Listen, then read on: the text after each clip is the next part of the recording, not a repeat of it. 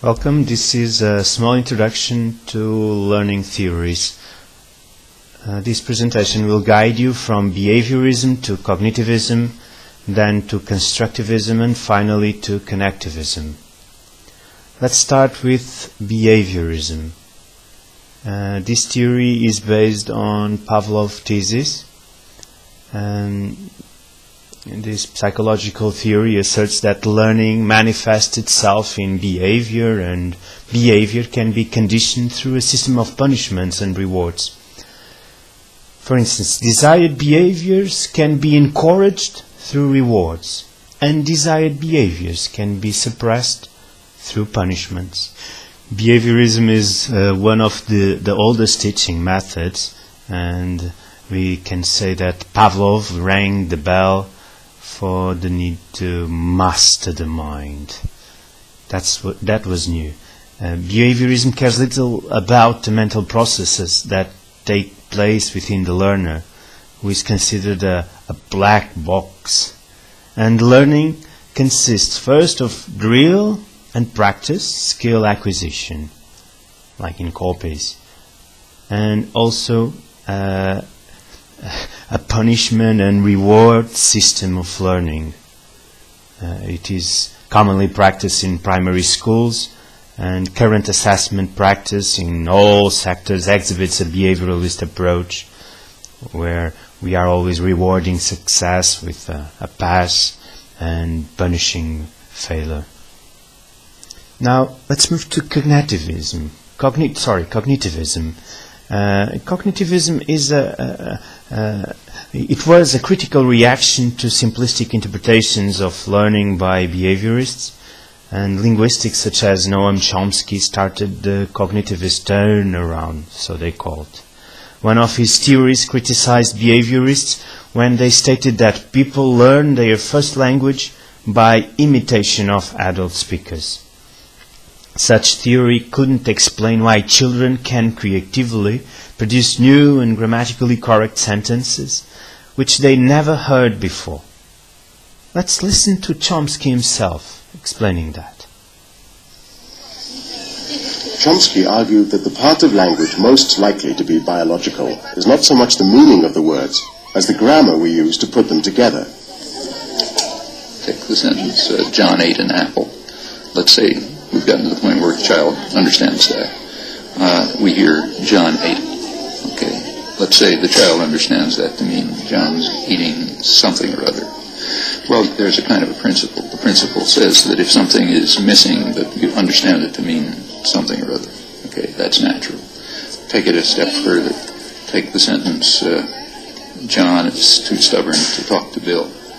Okay, that means John is so stubborn that he won't talk to Bill. Drop out the last word Bill, just like we dropped out the last word apple.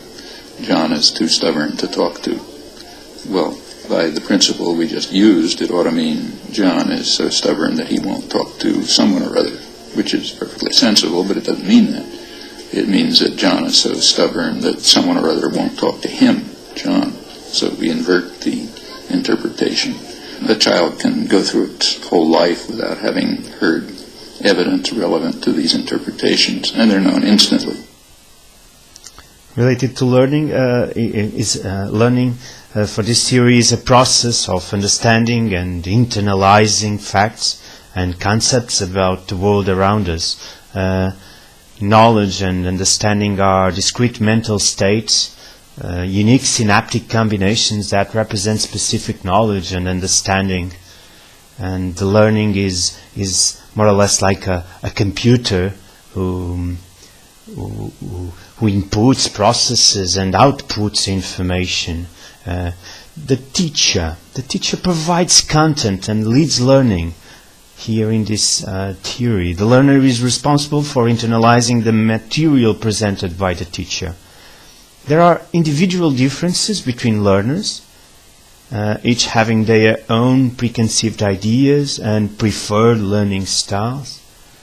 But knowledge remains essentially predetermined, with the role of the teacher being to transfer knowledge through a series of learning activities.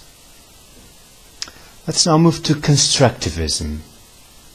According to this theory, knowledge is entirely subjective, uniquely constructed by each learner through a combination of their existing knowledge and beliefs and new stimuli. One of its main theorists was Piaget. For him, meaning is derived from current knowledge and beliefs and is individually constructed. Piaget describes how learning takes place with the notions of assimilation and accommodation. Assimilation refers to the integration of perceptions into existing mental models. Accommodation involves the alteration of mental models to explain perceptions that would otherwise not be understood. For Connectivism, mind is like a rhizome. We make sense of the new information by associating it with what we already know. When we are unable to do this, we accommodate the new information to our old way of thinking by restructuring our present knowledge to a higher level of thinking. In the constructivist model, the teacher facilitates learning but does not direct it. To learn, you have to do it. The teacher role is to guide students and help them find a way to solve the problem. Let's now and finally move to Connectivism. George Siemens introduced this theory in his paper called Connectivism, Learning as a Network Creation. Connectivism conceptualizes knowledge and learning as a network consisting of nodes and connections, and knowledge at any point in time is a particular, probably temporary configuration of nodes and connections, a subnetwork, more or less like a tree. Learning creates new connections between existing nodes, changes to existing knowledge, or creates new nodes, entirely new knowledge. Learning, therefore, is about network, node, and connection. Network creation. Siemens' theory differentiates between, first, data, talking about raw material, raw elements, information, where data combines with intelligence and data with intelligence applied to it. Then knowledge, where we have the information already encompassed and internalized. And finally, meaning, a comprehension of the nuances, value and implications of knowledge. To summarize, learning is the process that occurs when knowledge is transformed into something of meaning. Connectivism embraces 8 principles. The first, learning and knowledge rest in diversity of opinion. Second, learning is a process of connecting specialized nodes or information sources. Learning may reside in non-human appliances. The capacity to know is more important than what is currently known. To maintain connections is very important and needed for the continual learning. It's also important the ability to see connections between ideas and concepts. This is a key skill. Currency, or let's say up-to-date knowledge, is vital to learning. And finally, decision-making. Decision-making is itself a learning process. So, the question is, what is learning? Let's just ask George Siemens.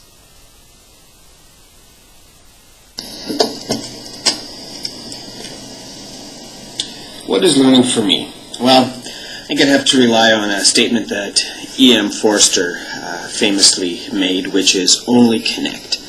And I think in a very real sense, for me to learn today is about being properly connected to other people, being able to find information when I want, having tools at my disposal that allow me to access different sources of information, and also having a network of people that enables me to reach out, ask questions when I need it. And these networks are obviously based on trust. These are people that I've followed for a while or who I've been aware of over the last several years. So for me, in a very real, very practical sense, my ability to connect to other people is learning for me. My ability to find information sources through easy-to-use tools is learning for me. And ultimately, anything, whether it's policy, government initiatives, copyright, or any other system that puts up barriers between me and my ability to connect to others and information, is ultimately a barrier to my learning. Let's just thank for my resources that I selected online from several different sources, and for you, thank you for watching. I hope it was useful and helpful.